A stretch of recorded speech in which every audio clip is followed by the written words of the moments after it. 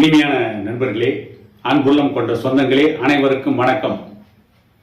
நேற்று தமிழக திரைப்பட உலகத்தில் ஒரு மிகப்பெரிய பரபரப்பை ஏற்படுத்தினார்கள். நடிகர் சூர்யா நடித்த கங்குவா என்கின்ற திரைப்படத்தை வெளியிடுவதற்கு முன்பே அந்த திரைப்படத்தை ப்ரொமோஷன் செய்வதற்கு மட்டுமே 40 கோடி ரூபாய் செலவு செய்தார்கள். அந்த திரைப்படத்தை தயாரிப்பதற்கு கிட்டத்தட்ட 300 கோடியிலிருந்து 500 கோடி ரூபாய் செலவு செய்ததாக சொல்லப்படுகிறது. அது உண்மையா பொய்யா என்று அந்த திரைப்பட தயாரிப்பாளருக்கு தான் தெரியும். அது ஒரு புறம் இருக்கட்டும். இந்த திரைப்படத்தை நேற்று திரையரங்கில் வெளியிடுவதற்கு முன்பு நடிகர் சூர்யா பேசினார். இந்த திரைப்படம் வெளியே வந்தால் இந்தியாவில் இருக்கின்ற அத்தனை நடிகர்களும் அத்தனை இயக்குநர்களும் வாயை பொளந்து விடுவார்கள்.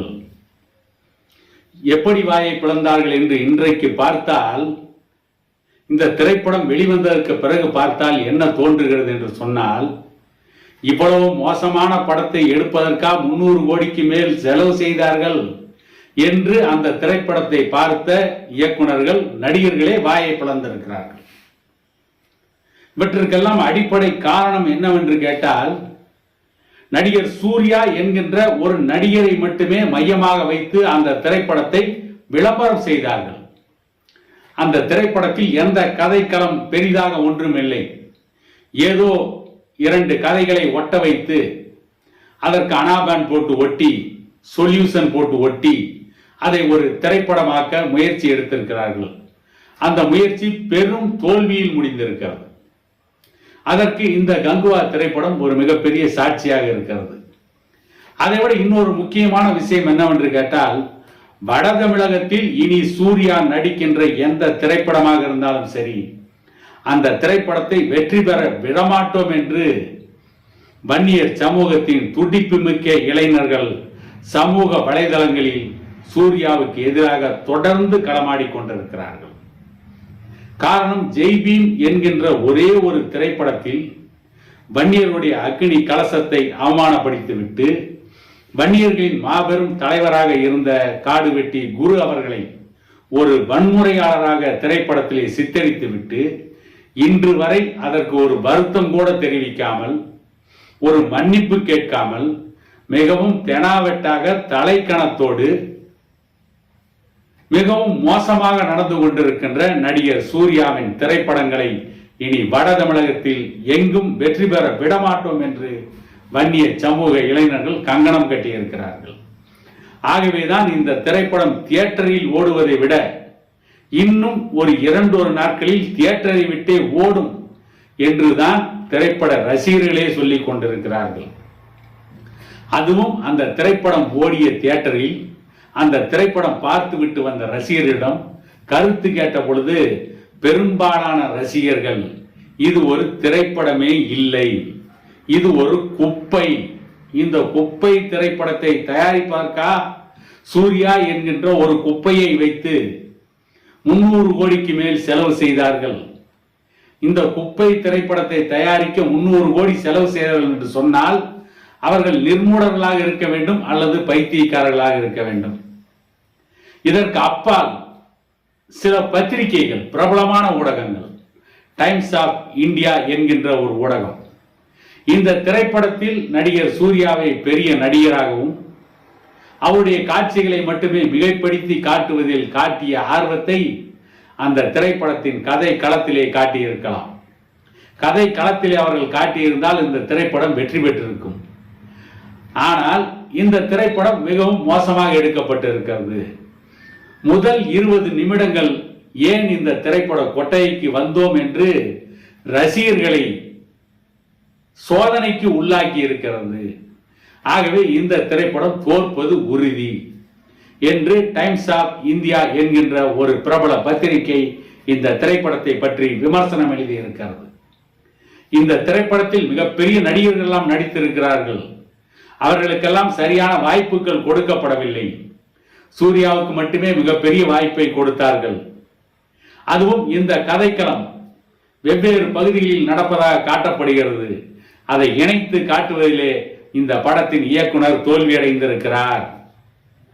இந்த படம் 2000 கோடி வசூலை ஈட்டும் என்று சொல்லப்படுகிறது. ஒரு 200 கோடி கூட இந்த படம் வசூலை வாரி கொடுக்காது. இந்த படம் வசூல் இல்லாமல் முடங்கிவிடும் என்றுதான் இன்னும் சில பத்திரிகைகள் எழுதி கொண்டிருக்கிறது. இந்தியா டுடே என்கின்ற பத்திரிகை எழுதியிருக்கிறது, இந்த படத்தில் ஒன்றும் பெரிதாக கதை எதுவும் இல்லை, வெறும் தொழில்நுட்பத்தை நம்பி மட்டுமே இந்த திரைப்படத்தை எடுத்திருக்கிறார்கள். இந்த திரைப்படத்தில் தொழில்நுட்பத்தை கையாண்டு கிட்டத்தட்ட 5000 ஆண்டுகளுக்கு முன்னால் இருந்த உடைகள், அன்றைக்கு பயன்படுத்தப்பட்ட ஆயுதங்கள், இவற்றை எல்லாம் ஒரு கற்பனையில் கொண்டு வந்து தொழில்நுட்பத்தை பயன்படுத்தி இந்த திரைப்படத்தை ஓட்டுவதற்கு முயற்சி எடுத்திருக்கிறார்கள். ஆனால் இந்த திரைப்படத்தை தயாரித்தவர்கள், இந்த திரைப்படத்தை இயக்கியவர்கள் அவருடைய முயற்சியிலே படு தோல்வியை சந்திக்க போகிறார்கள். இன்னும் சொல்ல போனால் இந்த திரைப்படம் தெலுங்கில் இருந்து வெளிவந்த மகதீரா என்கின்ற திரைப்படத்தினுடைய தழுவலாக இருக்கிறது. அந்த திரைப்படத்தை பார்த்து காப்பி அடித்திருக்கிறார்கள். காப்பி அடிப்பதிலே கைதேர்ந்தவர்களாக இந்த திரைப்பட இயக்குனர் சிறுத்தை சிவாவும் இந்த திரைப்படத்தில் நடித்திருக்கின்ற சூர்யாவும் இருக்கிறார்கள் என்று இந்தியா டுடே என்கின்ற பத்திரிகை கங்குவா என்கின்ற திரைப்படத்தை கிளி கிளி என்று கிழித்திருக்கிறது. மொத்தத்தில் கங்குவா என்கின்ற திரைப்படம் தங்குவா என்று ஆகிவிட்டது. தங்குவா என்கின்ற திரைப்படம் இனி தியேட்டரை விட்டு வெளியே ஓடி தங்குவா என்று ஆகிவிட்டது. சூர்யா என்றைக்கு தமிழகத்தை விட்டு மும்பையில் போய் குடியேறினாரோ, மும்பையில் குடியேறிவிட்டு தமிழ்நாட்டிலே வந்து திரைப்படத்தை வெளியிட்டுக் கொண்டிருக்கிறார்கள். இந்த தமிழ்நாட்டு மக்களை ஏமாளிகளாக, கோமாளிகளாக, இளிச்சவாயங்களாக நினைத்துக் கொண்டிருக்கிறார்கள். ஆகவேதான் இவர்கள் தமிழ்நாட்டிலே வந்து திரைப்படத்தை எடுப்பது, மும்பையிலே போய் செட்டில் ஆவது, மும்பையிலே குடியேறுவது. கேட்டால் முதலில் தன்னுடைய பிள்ளைகளின் படிப்புக்காக வந்தோம் என்று சொன்னார்கள். தமிழ்நாட்டில் இல்லாத கல்வி நிறுவனங்களா மும்பை மாநகரத்திலே இருக்கிறது என்று சிலர் கேள்வி எழுப்பதற்கு பிறகு என்ன சொல்கிறார், 28 ஆண்டுகள் என்னுடைய மனைவி என்னோடு வாழ்ந்து விட்டார், அவருடைய குடும்பத்தை மறந்து விட்டார், என்னுடைய மனைவி, அவருடைய குடும்பம், அவருடைய உறவினர்கள், நண்பர்களை மறந்து விட்டார். ஆகவே அவருக்கும் ஒரு மனது இருக்கிறது. ஆகவேதான் நான் மும்பையிலே குடியேறி இருக்கிறேன், அதனால்தான் குடும்பத்தோடு மும்பைக்கு குடிபெயர்ந்திருக்கிறோம் என்று ஒரு முற்போக்கு சித்தாந்தத்தை சொல்லுவதை போல இவர்களுடைய அயோக்கியத்தனத்திற்கெல்லாம் சப்பை கட்டு கட்டினார் சூர்யா. நான் கேட்கிறேன், சூர்யாவுடைய தம்பி நடிகர் கார்த்திக் இருக்கிறார், ஒருவேளை அவருடைய மனைவி, நான் இனி உங்களோடு வாழ்ந்து விட்டேன் இத்தனை ஆண்டு காலம், இனி என்னோடு என்னுடைய தந்தை, என்னுடைய தாயார், என்னுடைய உறவினர்கள், நண்பர்கள் குடியிருக்கின்ற கிராமத்திற்கு போய் அங்கே குடியேறி விடுவோம் என்று சொன்னால் சூர்யாவுடைய தம்பி கார்த்தி அதை நிறைவேற்றுவாரா?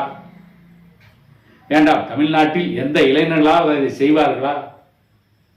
திருமணமானதற்கு பிறகு அந்த பெண் அவருடைய பெற்றோர்களை பார்ப்பது, அந்த பெற்றோர்களுக்கான உதவிகளை செய்வது, அது வேறு விஷயம். அதில் எந்த பெண்ணும் எந்த தாய்க்கும் தந்தைக்கும் குறை வைக்க கூடாது என்று விரும்புபவர்களில் நாமும் ஒருவராக இருக்கிறோம். அவருடைய பெற்றோர்களை அந்த பெண் காப்பாற்ற வேண்டும், அவர்களுக்கு தேவையான உதவிகளை செய்ய வேண்டும் என்பதிலே மாற்று கருத்து எதுவும் இல்லை. ஆனால் இந்த நடிகர் சூர்யா அவர் செய்த அயோக்கியத்தனத்திற்கு ஒரு அற்புதமான சப்பை கட்டை கட்டியிருக்கிறார் என்று சொன்னால் இவர்கள் எப்படிப்பட்ட கரைந்தெடுத்த அயோக்கியர்கள் என்பது இவருடைய கூற்றின் மூலமே வெளிவந்திருக்கிறது. மனமெங்கும் அயோக்கியத்தனத்தை வைத்துக் கொண்டு திரைப்படங்களில் யோகியனாக நடித்து விட்டால் மட்டும் மக்கள் ஏற்றுக்கொள்ள மாட்டார்கள். ஒரு அளவிற்காவது 100க்கு ஒரு 10% மனதளவில் நேர்மையானவராக இருக்க வேண்டும். நேர்மையை பற்றி போதிப்பது மட்டும் போதாது, நேர்மையாக வாழ வேண்டும்.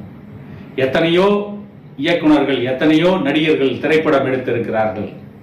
ஒரு காலத்தில் மக்கள் திலகம் எம்ஜிஆர் திரைப்படத்திற்கு பெயர் வைத்தார் நாடோடி மன்னன், குடியிருந்த கோவில் என்றெல்லாம் திரைப்படத்திற்கு பெயர் வைத்தார். அந்த பெயரெல்லாம் இன்றைக்கும் மக்கள் மனதிலே இருக்கிறது. பேரறிஞர் அண்ணா கதைவசனம் எழுதிய திரைப்படத்திற்கு நல்ல தம்பி, வேலைக்காரி, ஓர் இரவு, சந்திரோதயம் என்றெல்லாம் பேரறிஞர் அண்ணா தன்னுடைய கதைவசனம் எழுதிய அந்த திரைப்படங்களுக்கு பெயரை வைத்தார்கள். அந்த பெயரெல்லாம் இன்றைக்கும் கம்பீரமாக காலத்தால் அழிக்க முடியாமல் நிலைத்து நிற்கிறது.